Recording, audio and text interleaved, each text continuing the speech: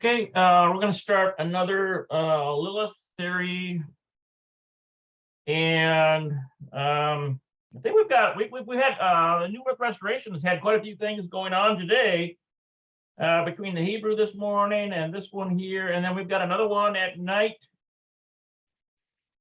So let's see how many of these we'll post. I don't know how many we'll see here. Okay, so we're gonna cover the Lilith theory again. This is the 5th video I've done, I believe. Let's see if I can get rid of this here.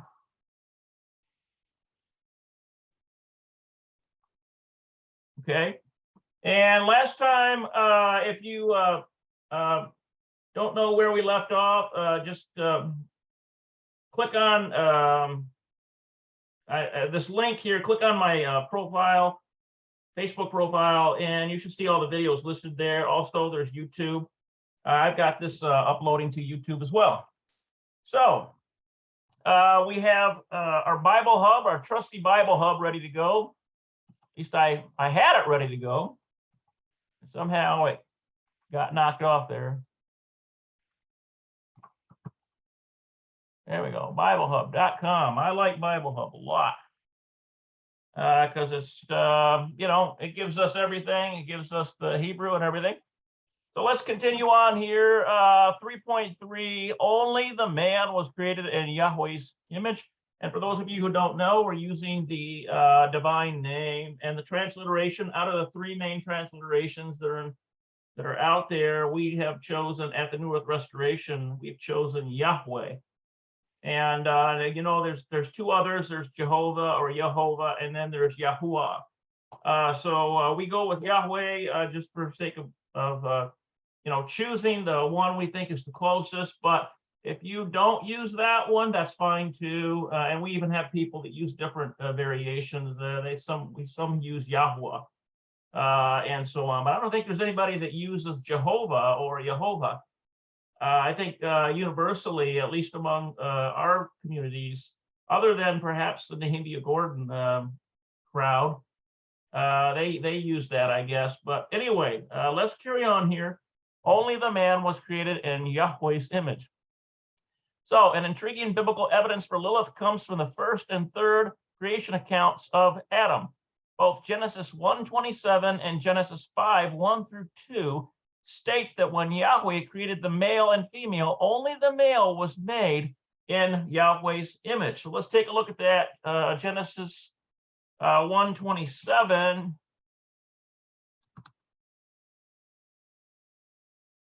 Okay. And so it says here in 1:27, let me back up to verse 26. Then Yahweh said, let us make man in our image after our likeness, and then let them have dominion over the fish of the sea and over the birds of the heavens and over the livestock and over all the earth and over every living thing that creeps on the earth. So Yahweh created man in his own image. In the image of Yahweh, he created him, male and female, he created them. Now, we've already covered the creation count relative to male and female, he created them. Okay, so then we're at Genesis chapter 5:1 through 2. Let's look at that one.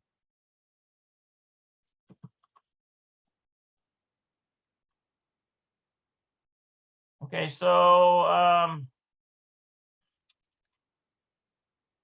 this is the book of the generations of Adam. In the day that Yahweh created man, in the likeness of Yahweh made he him. Male and female created he them. He blessed them and called their name Adam in the day when they were created. So we learned earlier that this term Adam is used for of the earth, Adam masculine, or Adamah, for in this understanding of the Lilith theory. And Adam lived 130 years and begat a son in his own likeness after his image and called his name Seth. Now, in that case, who did he beget that son with? With Eve, Hava in the Hebrew, Hava being the mother of the living. And the days of Adam after he begat Seth was 800 years, and he begat sons and daughters. All the days that Adam lived were 930 years, and he died. Okay. So they both state that when Yahweh created male and female, only the male was in Yahweh's image. It is nearly inconceivable that Eve was not created in the image of Yahweh. She was taken from Adam's side. Notice that. And Paul brings this out too. Let's see, where's that at? Yeah, if it was not the woman who's created first, but man, he was created first. It was not man who comes from woman, but woman comes from man. I think there's verbiage like that, but he seems to bring that out as well. How can these passages be rectified against the known lineage of Eve? If the female they mention is Lilith, then it all makes sense. Lilith was not animated in the image of Elohim, but rather in the image of Lucifer. Although the passages are reasonably clear in the King James Version translation, I provided a literal translation in table 3 to 4 and table 3 to 5 to elucidate completely the underlying Hebrew. The passages are very clear that Yahweh made only the man in Yahweh's image. Genesis 1:27 reiterates this fact twice. First, it states that Yahweh created Adam, the man, in his image. It then reiterates this fact for emphasis, states in the image of Yahweh, he created him, speaking of Adam. Let's see if I can get this. I don't think I can get that one open. The verse then goes so far as to remind the reader that Yahweh created both a male and female. The passage is clearly stressing that the female was not created in Yahweh's image, whereas the man was. Could this be true of Eve? It hardly seems that it can. Eve was taken from the man and is fully in the image of Yahweh. Okay, so that's right. I might have misspoken earlier because it's not the man. How does that go? Let me see if I can find that scripture. See if I can find that.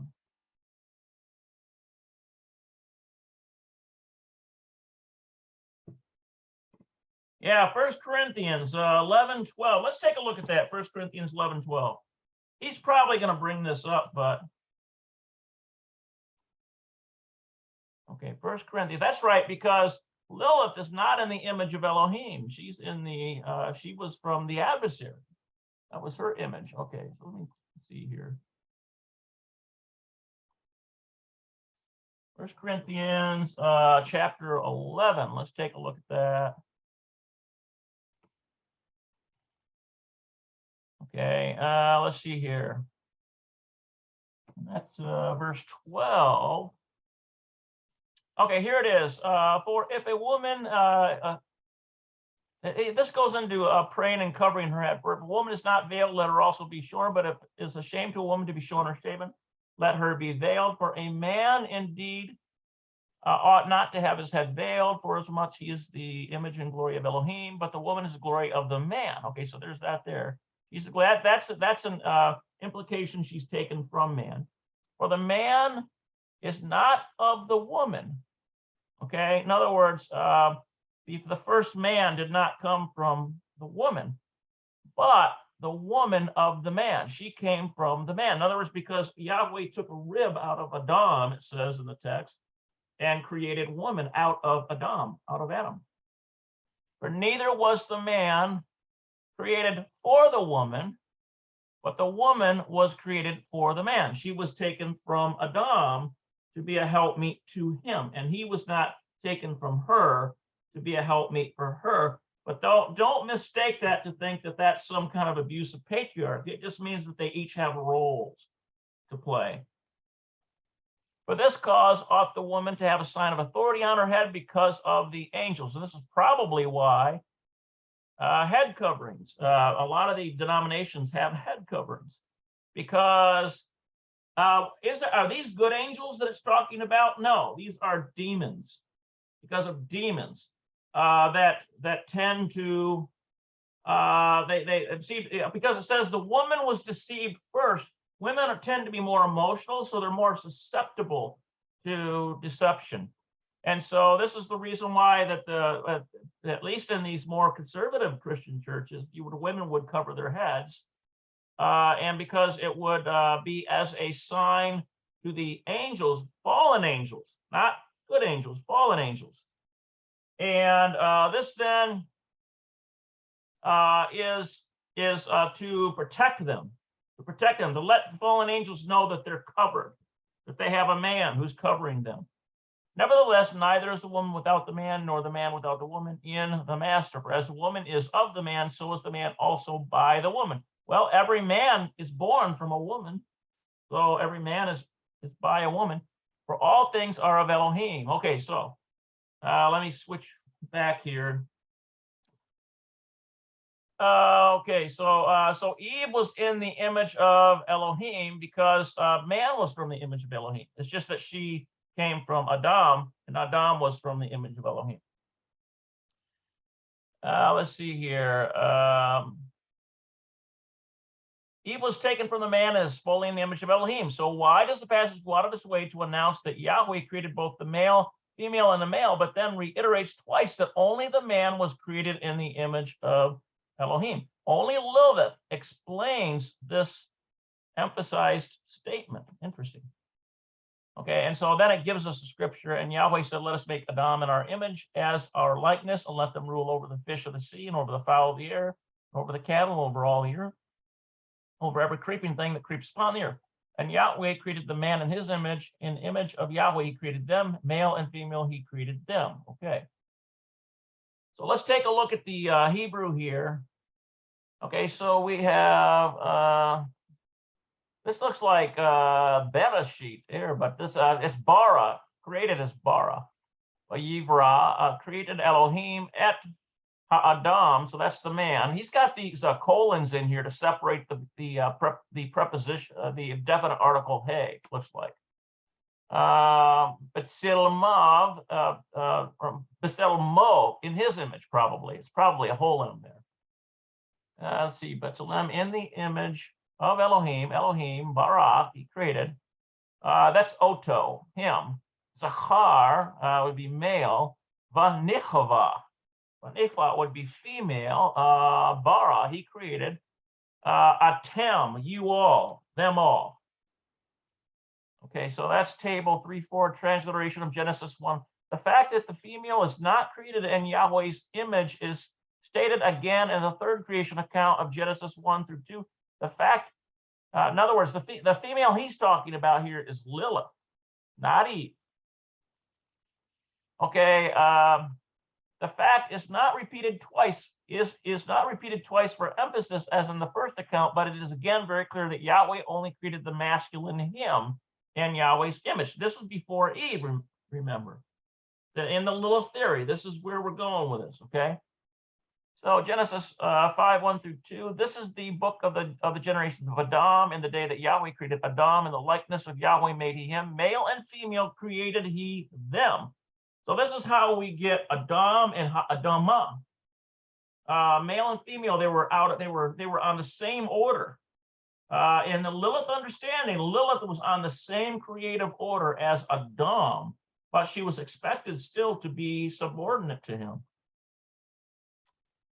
Okay, so now let's take a look at this one here. I would say Bayom, in the day, bara, created Elohim, Yahweh, Adam, that's Adam. Let's see, Badamut, that's probably Badamut in the image, Elohim of Yahweh. Let's see, Asa, to make or do, Asa, he made. Oto, him.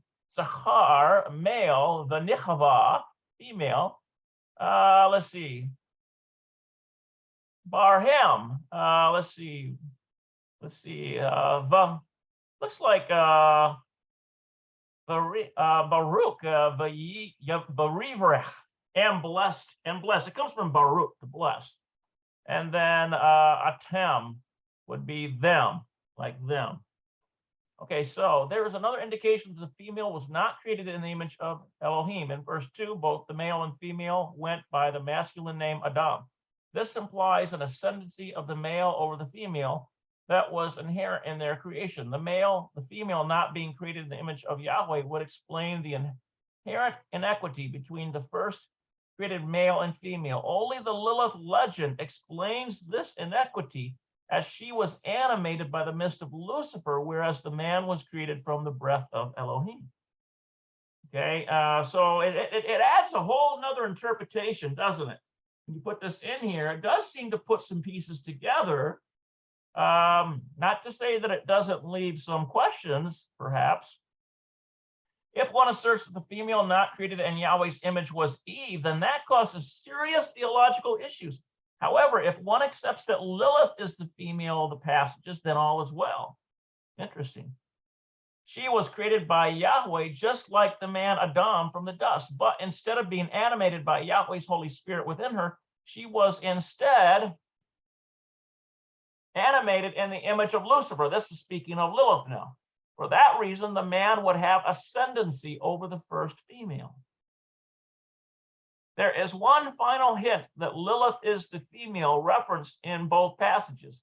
It centers around a wordplay concerning the literal Hebrew meaning of the words for male and female.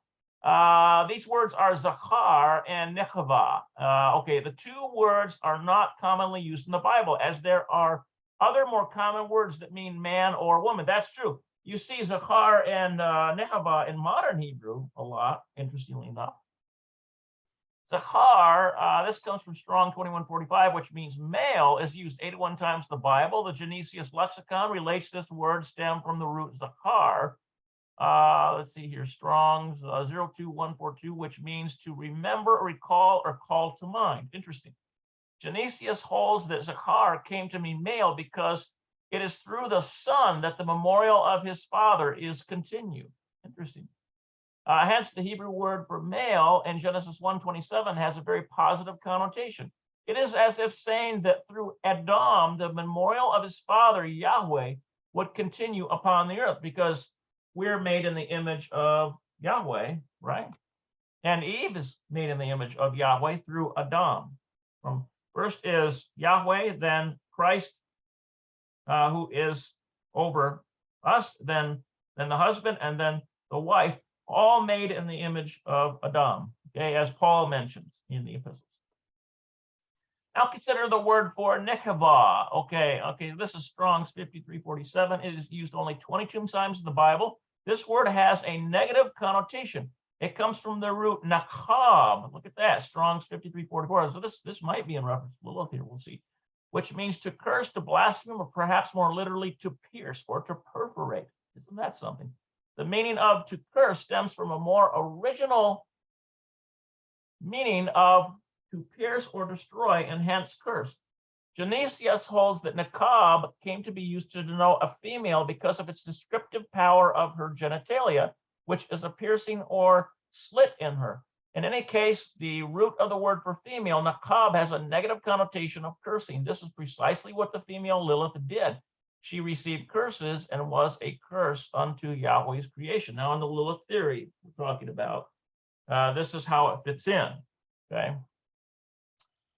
So the overturning of Yahweh's intention to create both the male and female in his image. Okay, another noteworthy evidence for Lilith may be pulled from the fact that only the male was created in Yahweh's image.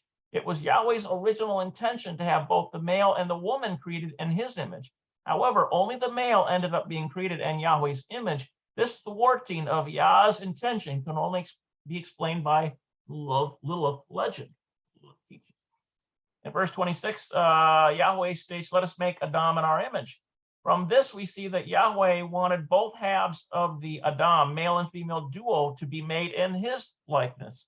So isn't it interesting that in the original, if Lilith had not been corrupted, they truly would have been as co-heirs, even though, yeah, they would have been equal. Isn't that something? They would have been equal. Could that be why all of these witches out there that venerate Lilith and all of these, these liberal women out there, they want equal rights, equal, but in reality, what they really want is they want to subjugate the man. But I mean, let's be honest about that. They want equal rights, right? Isn't that something? Let's see. In verse 26, Yahweh states, let us make Adam in our image. For this we see that Yahweh wanted both halves of the Adam, male and female dual, to be made in his likeness. So that's what Yahweh wanted from the beginning. And that was the intention. Okay, so recall from the discussion of 3.21 that the proper name Adam here is a reference to the dual male-female creature. This notion is confirmed by the grammar of the verse. It states that Yahweh wanted to make Adam in his likeness and that he wanted them to rule over the earth. So as co-equal. By saying them, Yahweh was referring to both the male and female he was about to create. However, as documented in table 3.5, Yahweh only created Ha-Adam, the man in his image. That's the male version, Ha-Adam. The sudden change in Yahweh's plan for the dual Adam can only be explained by the Lilith legend. The mist arose and preemptively animated the woman in Lucifer's likeness. In other words, it's almost like from the get-go, she was tempted. She received of the Lucifer's essence rather than Yahweh's. Yahweh would have to take an alternate route to finally get his desired dual Adam creature. He would have to create Eve from Adam's side. Okay, so let's look at this. Vayomer, and said, Elohim, Yahweh, Na'asa, let us make. That comes from asa, to make or do. Adam, that's Adam, but Selamanu, in our image, okay, Kedemut, nu, it's probably like or as is the K, the Kaf there. Kedemut nu, okay, it's like, okay, looks like but your do and let us rule, but you do probably, but you do and let us rule them. I'm trying to read that as best I can because this is classical Hebrew. Some of these words I readily recognize, but some of them not so much. Okay, so the overturning of Yahweh's attention is also demonstrated by a remarkable phenomena in Genesis. Once Yahweh created the man, the name Adam disappears from Genesis until chapter 4. Isn't that something? Before Genesis 4:25, the name Adam appears only twice, Genesis 1:26 and chapter 2, verse 5. Both usages are actually references to the future Adam before he exists. In Genesis 1:25, Adam merely refers to Yahweh's intention to create Adam, and Genesis 2:5 simply notes that Adam did not exist yet. So let's take a look at that real quick here. Genesis 1:26 and 2:5.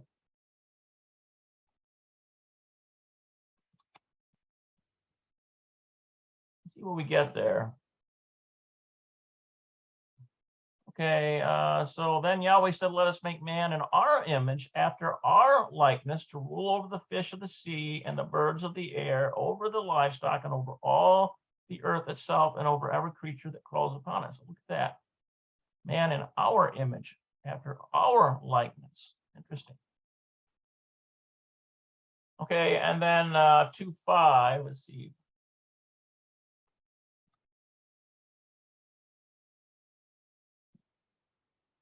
Okay, when no bush of the field was yet in the land, and no small plant of the field was yet sprung up, for Yahweh Elohim had not caused it to rain on the land, there was no man to work the ground. There was no man to work the ground. So that probably uses Adam there. Oh, wrong one. Oh, goodness, lost it.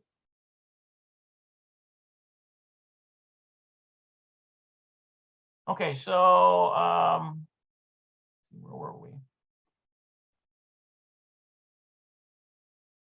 I keep hitting the wrong button, guys.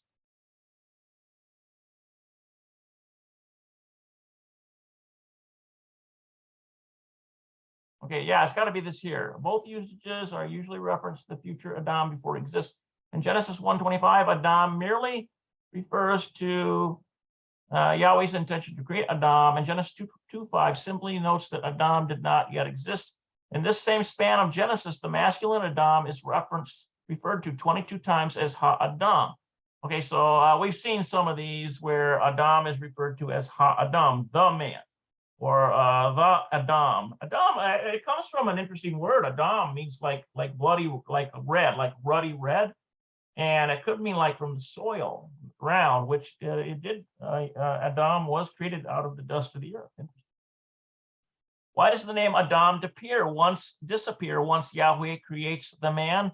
It is because Yahweh's intention to create the dual creature Adam was thwarted when only the male was created in his image. Interesting. And why does the name suddenly return to use in Genesis 4:25? That passage states that Adam knew his wife Eve, and they conceived Seth. So even in the grammar, it's like everything is purpose-driven. Purpose-driven. This is the beginning of the lineage of Adam that Yahweh had intended from the beginning. Therefore, with Eve taken from the man's side, the dual Adam creature that Yahweh had originally intended was in existence and functioning. After Genesis 4:25, Genesis exclusively used the name Adam instead of Ha-Adam. Okay, the name Adam is used in Genesis 4:25. Let's take a look at that. 4:25. I want to see what that looks like.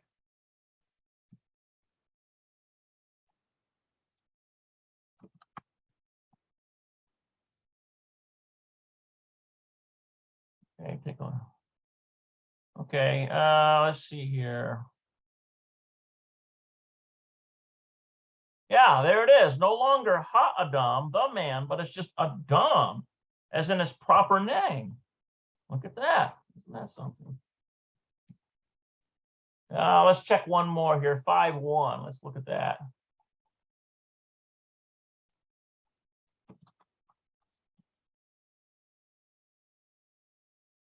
All right, so this is the book of the genealogy. There it is, Adam.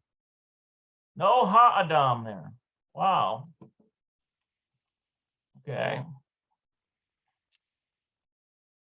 Okay, so Ha-Adam is nowhere used after Genesis 4:25 because I guess the idea is that he was an incomplete creature. He had lost his purpose, but now that purpose had been reacquired in getting Eve, and maybe that adds some more. Maybe that adds some more insight into where it says it is not good for man to be alone. Let's see where that is. Not good for man to be alone.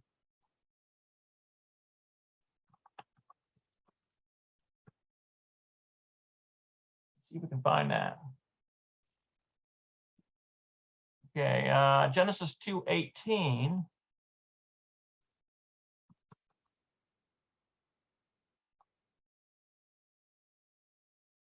Oh, okay. Genesis.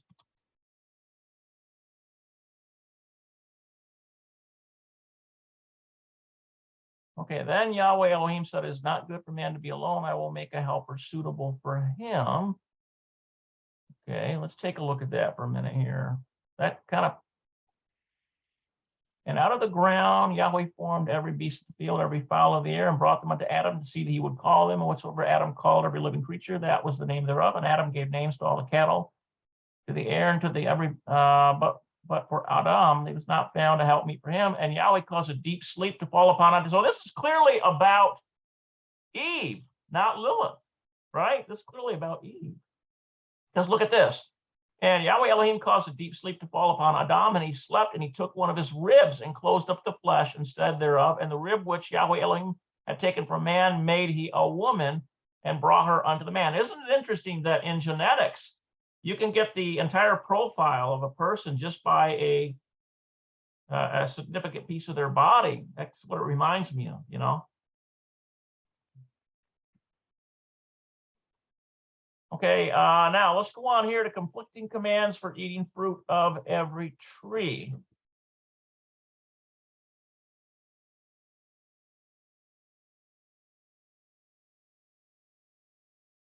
Okay, let's see here.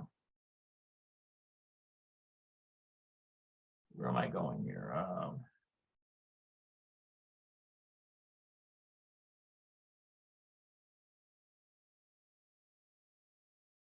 Okay, we're at 30 minutes.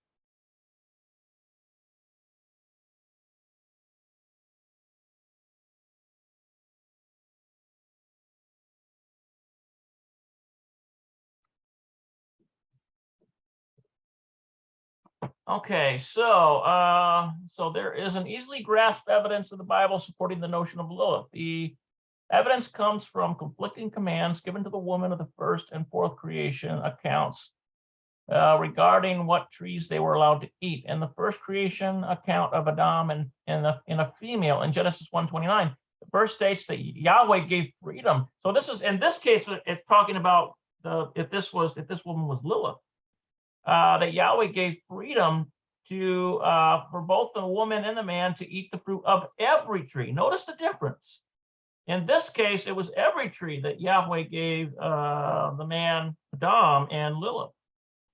All trees were allowed. However, Eve could have never received permission to eat of every tree. Remember, because it says it's clear from Genesis 2:17 that before Eve was even created, Yahweh issued a new command rescinding permission to Adam to eat of every tree.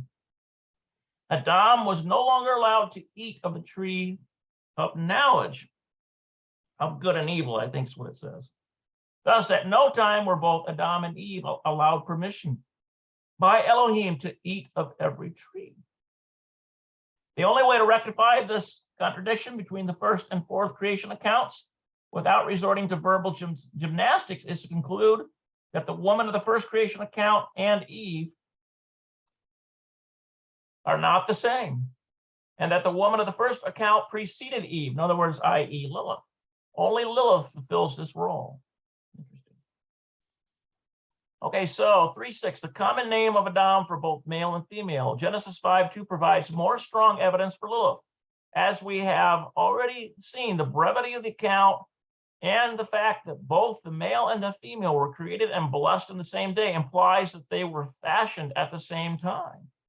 However, there's further evidence for a co-creation. The common name of Adam given to both the male and female alludes to their common creation from the ground. Notice that Eve was taken from the rib, whereas Lilith was taken from the dust. And what is the Hebrew word for the ground? Adam, Adamah, the ground. Okay. Only the Lilith legend explains the simultaneous creation of both the male and female from the ground. Genesis 5:2 states that in the day Yahweh created the male and female, he gave them both the name Adam. This common name of Adam has long puzzled scholars and led ancient rabbis to bizarre conclusions. For them, the phrase implied that Adam's creation, both the female and male, existed or were complete. This meant a co-creation of male and female in the same instant. Recognizing the conflict of this with Eve's later creation, the rabbis attempted to address the problem with assorted odd scenarios. In other words, a lot of the rabbis were even somewhat befuddled by this. They didn't like the idea. They didn't like the concept. They didn't like the possibility, So they began to create all kinds of mental gymnastics to explain it. Surprisingly, it was rather widely held that Adam was originally created androgynous. Look at that. With both male and female organs, or as the Zohar and others hold, that Eve was somehow attached to his side. With the Lilith legend, no such outrageous arguments are required. Both the male and female were created at the same time from soil, ha'adamah, the soil, and they were separate beings. Interesting. The common name of Adam in the passage also suggests a common creation of the male and female from the ground. This is because the name Adam is the masculine form of Adamah. Strong's 127, which means ground. Yahweh gave the name of Adam to the dual creature to reflect its origin from the ground. It is interesting to note that if one were to addressing the female half of the dual Adam creature, one would call it Adamah. That's in the feminine singular sense in Hebrew. Woman, likewise, one would address the male half as Adam. That's in the masculine singular sense. Where and when the serpent Adamah might have acquired her latter name of Lilith is subject to speculation. It's interesting that she was renamed. It's almost like the reverse of what happened with Jacob. Jacob became Israel. Abram became Abraham. Saul became Paul. See, that's ascending upward to heaven. But she went down. She went down in naming because she started at Adamah, and because she was bewitched by the devil by this defiling mist. However you want to, the Bible sometimes uses imagery. You know, you're not quite sure exactly, but in this theory, she was somehow bewitched, and as she went down in name, she became named after a demon, Lilith. And it's that same creature, as we've said in other videos here, that shows up literally. It literally shows up in Isaiah. Calls her the screech owl. But in some interpretations, in some translations, English, it literally comes out and says the night demoness. Comes out and says that. And I think I showed you that in previous videos. Okay, where and when the serpent Adamah might have acquired her latter name to Lilith is subject to speculation. We're not sure. One fascinating possibility is that Adam named her this in Genesis 2:19 to 20. Let's take a look at that. Genesis 2:19.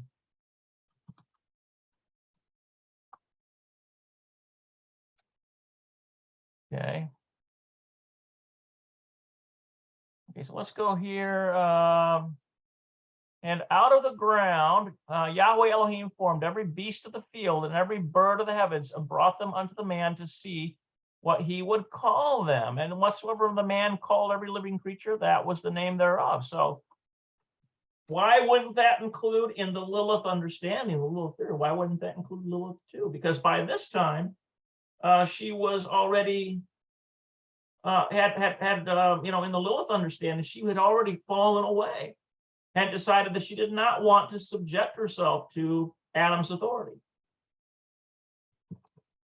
And it says, and the man gave names to all the cattle, to the birds of the heavens, to every beast of the field. For the man there was not. Now notice this birds of the heavens. This is interesting because Lilith is referred to as a bird, and notice that the heavens. Now, in the symbolic sense, we're talking about the generations of the heavens versus the generations of the earth. That probably doesn't fit there, but because the generations of the heavens, that's a whole other thing. But I'm just looking at this and trying to make connections. The birds of the heavens, interesting. Okay, let's see here. Oh, that's it. He may have named her in Genesis 2:19-20. These passages cover Adam's naming of all the animals in the search for a companion. The passage relates that every beast of the field, higher animals with minds and emotions, was summoned unto him to be named. This would certainly include the serpent Lilith. By the way, that term Nachash, I'm almost certain that term Nachash, the word for serpent, I think is Nakash. Let's take a look at that.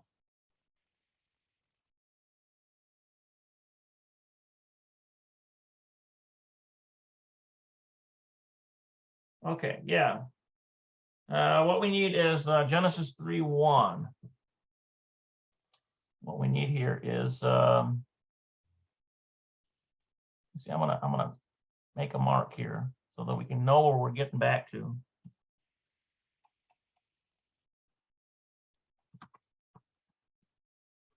Now notice this. Okay, so this is in reference. Now the serpent was more crafty than any beast of the field that Yahweh Elohim had made. Sounds like a higher intelligence, doesn't it? And he said to the woman, did Yahweh really say? Notice it says, and he said to the woman, let's see what the Hebrew says. Did Yahweh really say, you must not eat from any tree in the garden? Okay, so let's go to the Hebrew. Okay, there it is, Vanachash, right there, Nachash. Now notice, if we open this up here, take a look at Nachash. It's noun masculine. It comes from serpent. Has viper. Okay, let's see what else we got here.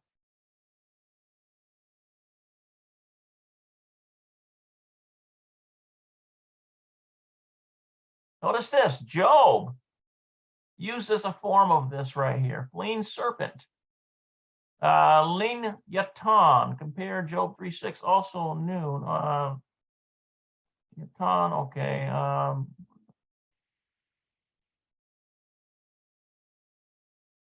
Okay, so this would be a shock.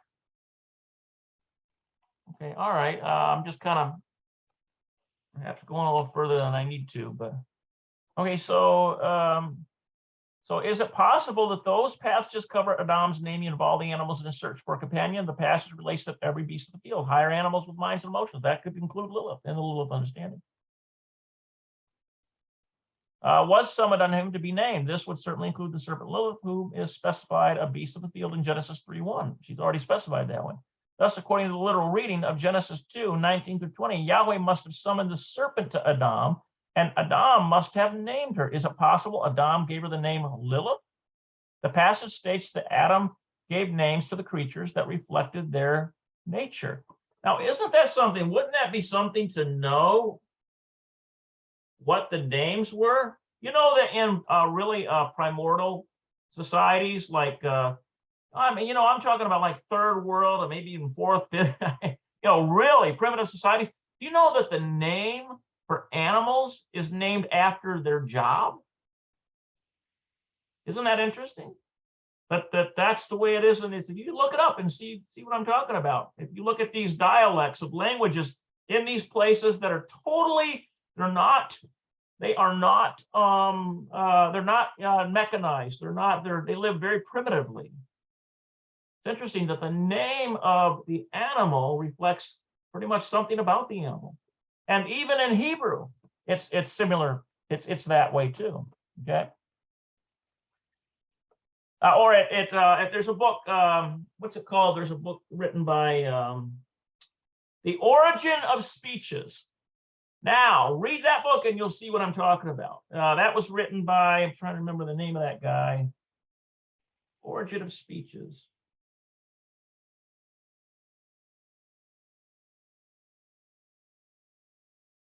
Okay. Yeah, Intelligent Design in Language, from the language of Eden to our Babel after Babel. Babel as in babbling, after Babel as in B-A-B-E-L. In other words, the Tower of Babel. And Isaac Moseson, I've got this book somewhere in my library. He talks about this, and you look through this book, and these animals are all named after their function, and that's retained in Hebrew, in ancient Hebrew. Wow. Okay, so thus, according to the literal reading of Genesis 2:19, God must have summoned the serpent to Adam, and Adam must have named her. Is it possible Adam gave her the name Lilith? The passage states that Adam gave names to the creature that reflected their nature. Thus, if he named her as Lilith, her new name must have somehow fit her nature. Lilith, or Lilith, comes from, let's see what the nature is. Look at this. Comes from Lila. If you were to say Lila Tov, you say good night to someone in Hebrew. Look at that. It comes from Lail, strong 39, and which means night. So that's probably how they got night serpent or night demoness in some of these English translations from that passage in Genesis. One possibility is that Adam perceived the darkness surrounding the serpent and named her after this. Another possibility is that she resisted his summoning for quite some time, and when she was finally compelled to arrive, it had become dusk or night. This notion has some support from the Lilith legend, which states that she was repeatedly resisted Adam's call. Okay, so I've read some of those legends. They're pretty fantastic in what they suggest, but it's really, actually, there's a couple of archangels that are sent to actually retrieve her and force her to come back to Adam. And it could be very well that this was during the naming ceremony where Adam is naming all these creatures on the earth. All right, so now 3 verse 3.7, we have Yahweh rescinded permission to eat of every tree, why the tree of knowledge came to exist, and why Adam had to guard the garden. Okay. All right, we got a little bit more time here. I try to keep these at an hour. So why Yahweh rescinded permission to eat of every tree, why the tree of knowledge came to exist, and why Adam had to guard the garden. Lilith's legend can account for many events that transpired in the garden for which Genesis gives no explanation. Her legend can explain why Yahweh's permission to eat of every tree was rescinded. why the tree of knowledge came to exist and why Yahweh commanded Adam to guard the garden. As we have already seen, when Yahweh had created the man and woman, he gave them permission to eat of every tree. However, Yahweh later rescinded his permission. Adam was no longer allowed to eat of the tree of the knowledge of good and evil. What could have transpired to so drastically change Yahweh's command? The explanation is that in the beginning, the tree of knowledge did not exist. Only after Adam was placed in the garden did the tree come to exist. And once it existed, Yahweh forbade Adam from eating of it. This is recorded in Genesis 2, 8 through 9 and 17. Let's take a look at that.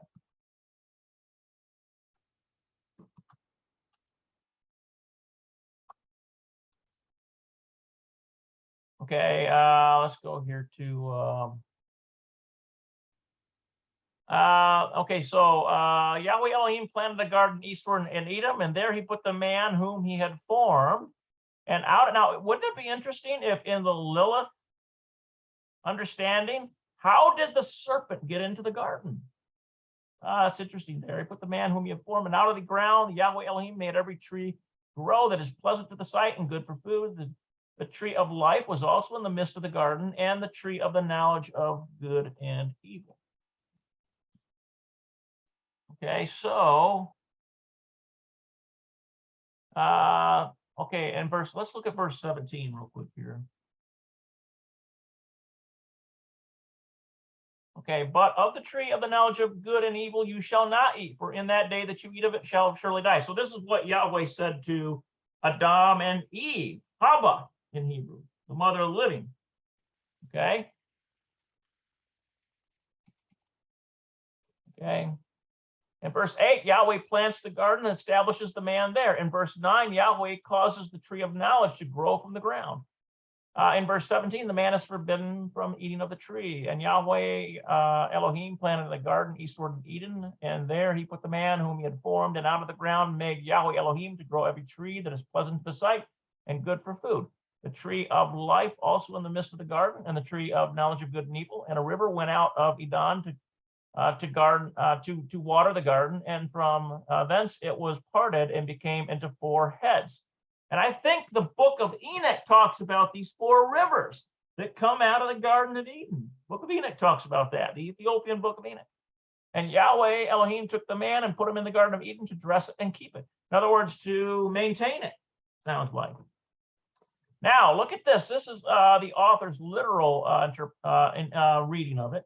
And Yahweh Elohim planted a garden eastward in Eden, and there he established a man whom he had formed. And Yahweh Elohim grew from the Adamah, in other words, this would be, in this case, Adamah would be the earth.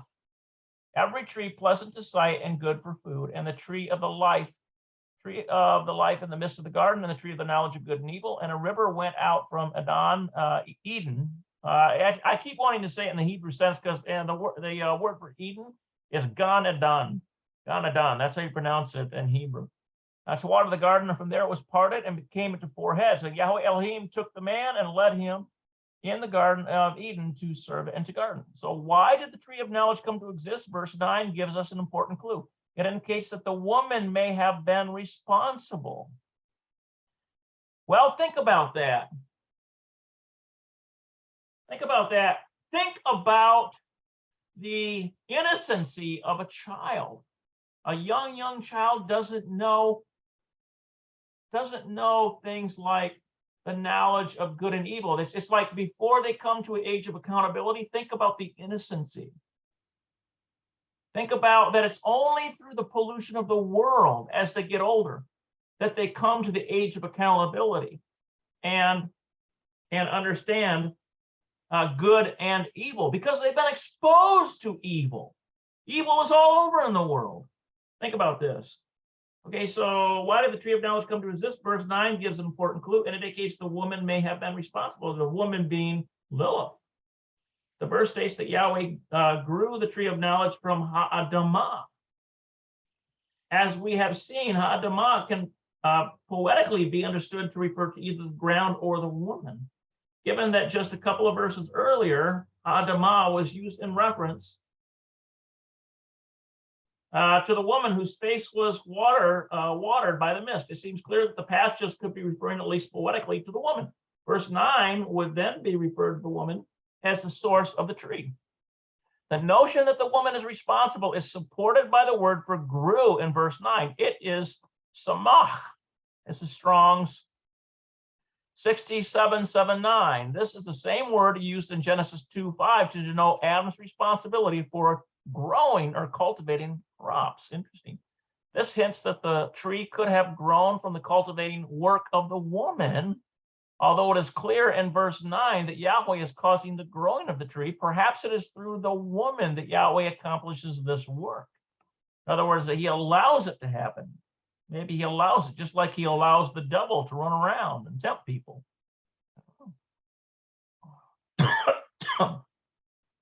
Note that Adam was created outside of the garden. He was put in the garden in verse 8. Thus, the woman was created outside the garden, and that is where the mist erupted and watered the ground. Only the tree of life is said to be in the garden. The tree of knowledge is a subset of the first group. Of every tree pleasant to the eye and good for food, these trees are from the Adamah, defiled by the mist. Okay, so these trees are from the Adamah, defiled by the mist. Okay, even if Adamah could primarily be understood as meaning ground, verse 9, it can still be understood as poetically referencing the woman.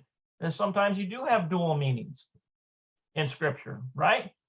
It is very telling that the passage stresses that Yahweh grew the tree from the ground. From where else would he grow them? It is unnecessary to state the obvious when this superfluous mention of the ground is mated to the fact that just a few verses earlier, the same ground was ruined by the mist. We understand that the passage could be poetically linking the woman of the defiled ground to the trees which Yahweh caused to grow in the garden. Lilith's legend provides the only basis for linking the defiling mist to the tree of knowledge, the tree of good, the tree of knowledge of good and evil, essentially. In other words, your eyes are opened and you are aware of evil. That's the idea I kind of get here. Only basis for linking the defiling mist, let's see, Lilith legend provides the only basis for linking the defiling mist to the tree of knowledge. Many other events are happening in the garden at the same time, but the tree of knowledge grows from the ground. The tree of life also grows in the garden, as do many trees from similar characteristics to the tree of knowledge. Now, isn't it interesting that that Yeshua himself said, I am the way, the truth, and the life. And that's kind of going down a whole nother rabbit trail. This tree of life, wouldn't that be an interesting study? These are trees pleasant to the sight and good for food, as Eve uses very similar words to describe the tree of knowledge in Genesis 3:6. In addition, a river begins to flow out of Eden into the garden, which lies on the eastern border of Eden, and in the garden, the river splits into 4 heads. Lilith's legend also explains why Yahweh gave Adam the command to guard the garden in verse 15. If their things were so perfect, why was Adam guarding it? That comes from the Hebrew word shamar, or shomar, probably. Strong's 8104. The King James renders it to keep, but in literal meaning, it is more precisely to keep watch or to guard. It's the same word that's used to talk about the commandments of Elohim, that we are to guard the commandments of Elohim. And how does that go? Shema Yisrael, Yahweh Elohim, Yahweh Echad. Let's see. And you shall guard. I think the next verse is you shall guard. It uses shomar, and you shall guard these commandments.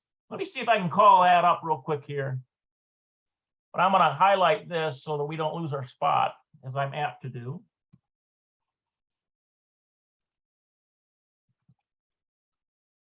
And you shall, let's see, how does this go here? Oh, I'm losing my train of thought, guys. So, you shall, let's see. Hear, O Israel, the Lord thy God is one. Okay, here we go.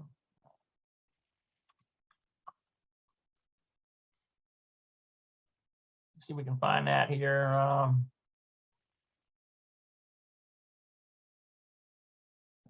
I know that it's in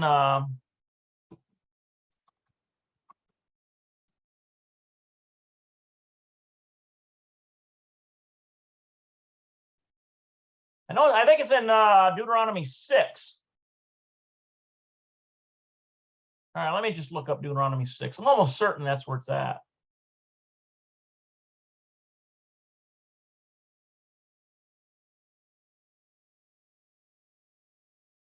Okay, there it is right there. Hear, O Israel, Yahweh thy Elohim, Yahweh is one. You shall love Yahweh your Elohim with all your heart, with all your soul, with all your might. These words which I command you today shall be in your heart. You shall teach them diligently to your children, and talk of them when you sit in your house, and when you walk by the way, and when you lie down, and when you rise, you shall bind them as a sign on your hand, and they shall be as frontlets between your eyes. You shall write them on the doorpost of your house and your gates. And when okay, so there's a guard part in here somewhere. You shall diligently keep the commandments. I wonder if it's there. Let's look at that. 6:17. Let's see here. They're using Tishmaroon. Okay. What do we need? We need guard. Okay, let's try this.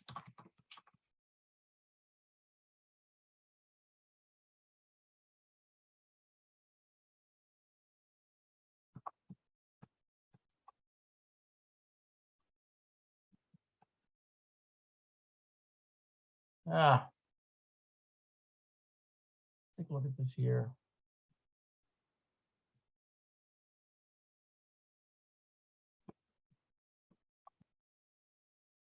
There we go. There we go. Okay, so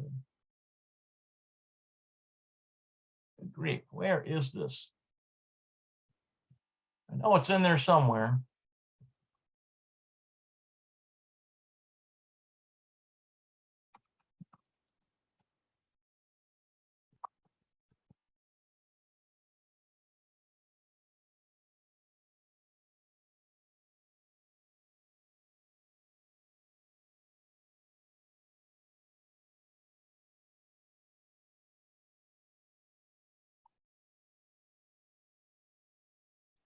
Let's take a look at this one, Proverbs 7:2. Yeah, there it is. Shamar comes from that one, 8104. Keep or guard. It means to guard my commands and live, and my law is the apple of your eye. Okay, so isn't this interesting? Okay, so the Lilith legend also explains why Yahweh gave Adam the command to guard. It means to protect.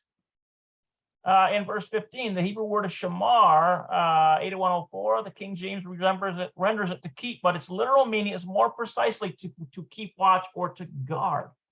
That's important. So why is Adam guarding a place of perfection? Only the Lilith understanding explains this. There is a snake, a night creature, Lila. Remember, she's roaming around. How was the serpent allowed into the garden? Only the Lilith legend explains this. I think in this theory, okay.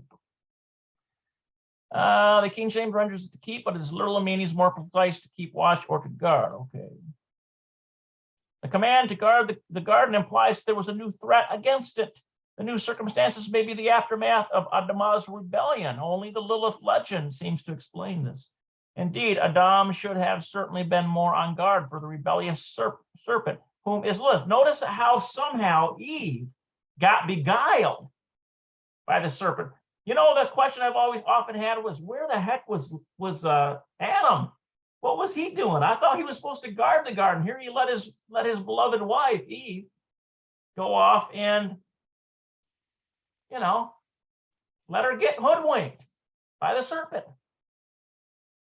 That's a whole nother thought process there. The circumstances of the garden changed, as is also supported by verse 15. It states that Yahweh took hold of the man and began to lead him in the garden. The man was already put in the garden in verse 8. This second taking of the man implies he was taken from a situation to another where Yahweh began to be personally involved with him. Well, after this happened, he would need some wisdom, wouldn't he? He needs some help. This change of situation could be Lilith's rebellion. In other words, Yahweh is giving him direction on how to deal with his evil situation. There's yet another fascinating and peculiar word choice in the passage. The word I render as "and led him" in verse 15 is, let's see, looks like Yanakav. Yanakav looks like. The King James renders it "and put him," taking its root from Yanach. Okay, so that's Strong's 3240, which means to put or to let alone. Okay, so given this etymology, the meaning of to set alone is suggestive of a separation of Adam from a mate. And this understanding, it would be Lilith, right?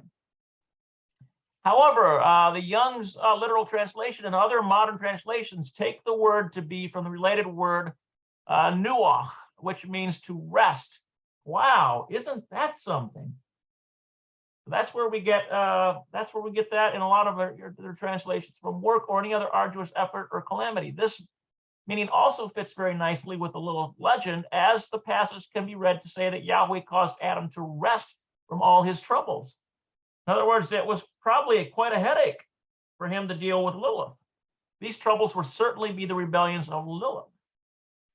I held out yet another possibility for the root of Yanachav. By my analysis, the root is probably Naha, Strong 5148, which means to lead or to carry. This would mean that Yahweh then became personally involved with Adam and led the man in the garden in order that the man might serve and guard it. My identification of the root is Naha is based on the only other two exact spellings of let's see, this Vayanakav in the Bible. They come in Genesis 19:16 and 1 Kings 13:29. Let's take a look at that. Genesis 19:16.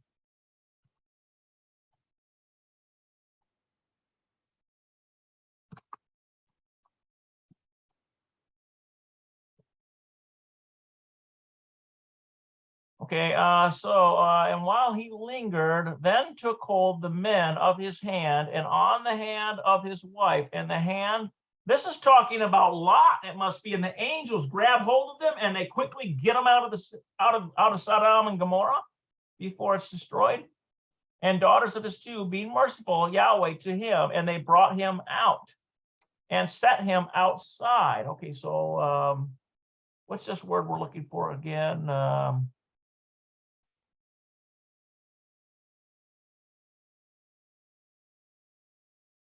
Let's take a look at this.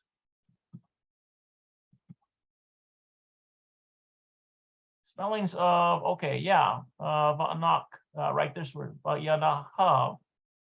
In the Bible, they come in Genesis 19:16 and 1 Kings 13. Okay, so it must have something to do with to take,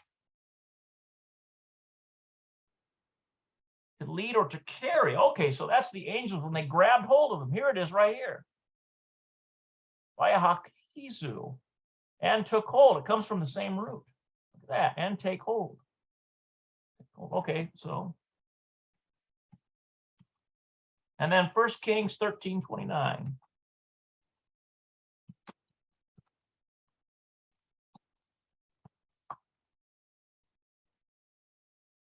Take a look at that.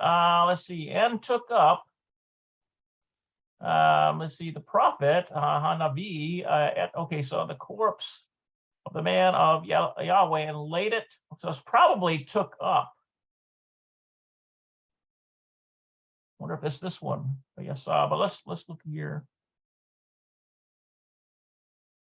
Yashimehu, okay, and so came to mourn and to bury him. I wonder if it's this one right here. Vayista and took up, or oh, it's this one right here. Vainahihu, and laid it. Well, let's take a look at that real quick here. Okay, there, yeah, it's from, and put him in the garden. God, him in the garden, okay. So Aaron laid it up before, about Moses up, okay. Yahweh laid it before the ass. In other words, he took hold of it. He took hold of it. I think that's the point there.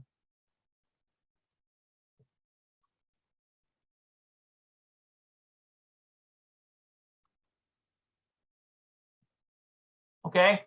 The King James version rather inaccurately renders the word and set him and laid it in each verse respectively. However, the more literal translation of the of the word in each verse is and led him. In other words, take hold of and led him. In Genesis 19:16, the angels took hold of Lot's hands and his family's hands and led them outside the city. Remember, that happened almost in like an instant, because the angel was like really in a hurry to say, hey, we got to get you out of here. And they grabbed hold of him and took him out before fire and brimstone rained down. In 1 Kings 13:29, the prophet took the man's body and led or carried him to the ass. In 1 Kings 13:29, there is a preposition to in the Hebrew, which is untranslated in the King James. This confirms my translation, as one could not lay him to the ass, but one could lead, to lead or carry him to the ass. To lead, it uses the lamed. This to right here is a lamed, and that's why that's in there. You see, let's see, where's that at?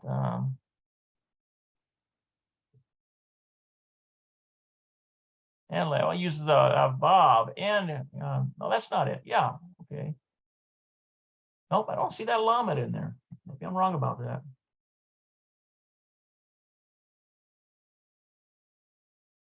Okay.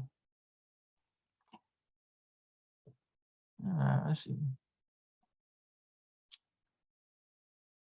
In 1 Kings 13, there is a preposition to in the Hebrew, which is untranslated. Okay, 1 Kings 13:29. It's untranslated in the King James. This confirms. Okay, so where is that at? Now that's going to bother me. 1 Kings 13:29. Let's take a look at these down here. Look at these others.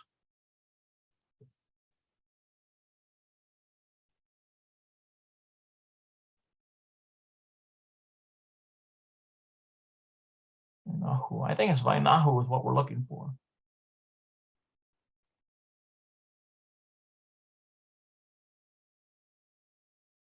By Nahu. Okay, so there. That's is it 3240? What is this here?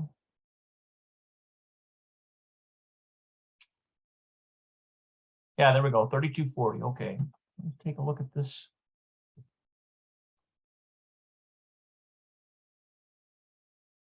Unless he's not talking about a lamed. And maybe the Vav, because the Vav is a connecting Vav. It means and. This as one not lay him to the ass, but one could lead or carry him to the ass. That I'm going to have to look into a little bit here, guys. So here it is. Here it is right here. Vayanahu. There it is. Vayanahu. Let's see here. What do they got here? There it is. Vayanahu right there. There it is. Vayanahu. And caused him to go. Okay. I'm a little puzzled on that one, where he's getting the unless he's interpreting to within the lamed, within the lamed. I mean within the Vav, rather, not the lamed, the Vav. Sorry. Okay, so while he lingered, the man laid hold upon his hand and upon the hand of his wife and upon the hand of his two daughters, Yahweh being merciful unto them, and they brought them forth and set them without the city. Okay, and then the prophet took up the carcass of the man of Yahweh and laid it upon the ass and brought it back, and the old prophet came to the city to mourn and to bury him. Okay, so this means to essentially to lead or to carry. Okay, well, that would make sense within the context. The angels were leading or carrying them. And then the prophet was carrying the man of Elohim. He was carrying it or leading it upon the ass. Okay, interesting. Okay. All right, so I think there's probably an hour here.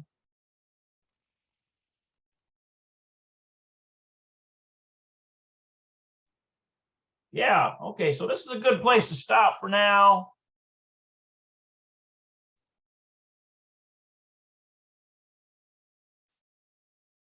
Good place to stop. All right, guys, this is a very interesting subject. Just remember that we have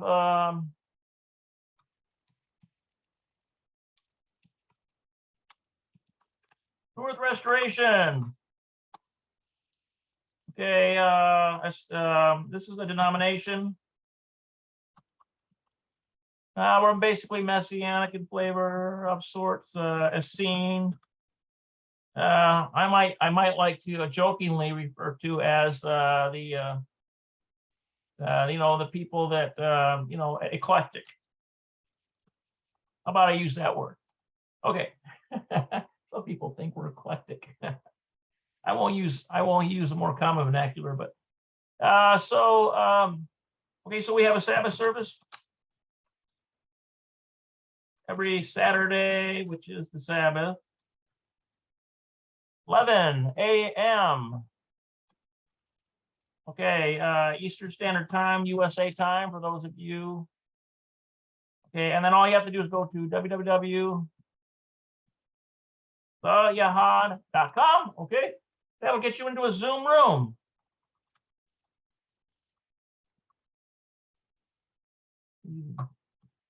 I could probably use a lesson in typing, couldn't I? All right, so also remember, if you like these kind of studies, if you like these in-depth kind of stuff, remember that these books do cost money. It costs money to put this online for you guys in this Zoom costs a certain amount every year.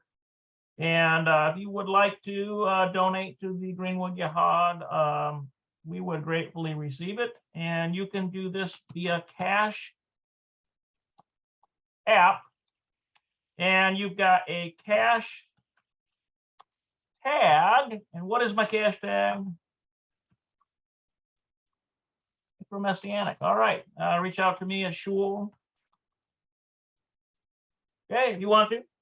And so maybe I should change that to a different color. I don't know if I have that option. It doesn't look like I do. Okay, so anyway, I hope that you guys found this interesting. Remember that there is another class tonight.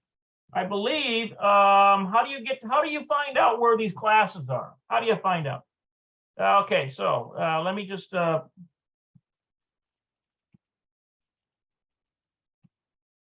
okay, so I'm going to take this down. Okay. hmisrael.com. Okay. Go to Yahad events. Hey, and there is our schedule. I guess we can get rid of this, can't we? Clear. How about I clear that? Uh-oh, what'd I do? hmisrael.com, go to Yahad events. Okay, we need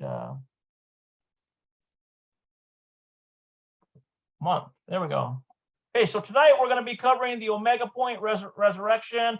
Now, we have a very different view of ideas. You know, you can kind of think of us as a, I don't know, an Areopagus of sorts. Without the Greek, we're the Hebrew Areopagus. We're kind of like where everybody comes and they present their ideas, and here a little, there a little, and eat the hay and spit out the straw. Okay, that's what I suggest for all of you if you have interest in the Yahad. And we try to go through scripture, we try to go through ancient sources, we try to go through language, try to figure stuff out. And hey, isn't that part of being a believer? We're trying to figure things out. We ask the Father for help. And what the Father gives you enlightenment on, by all means, adopt that. And if it's something you can put to use in your life, so be it. But anyway, so I hope you guys have a great evening, and we hope to see some of you there for the 9 p.m. And that's going to be at the same web address I gave you, the Yahad. Okay, let me put that on there one more time. Okay, so how do you get to the 9 o'clock thing tonight? Go to www.theyahad.com, and that'll get you into a Zoom room.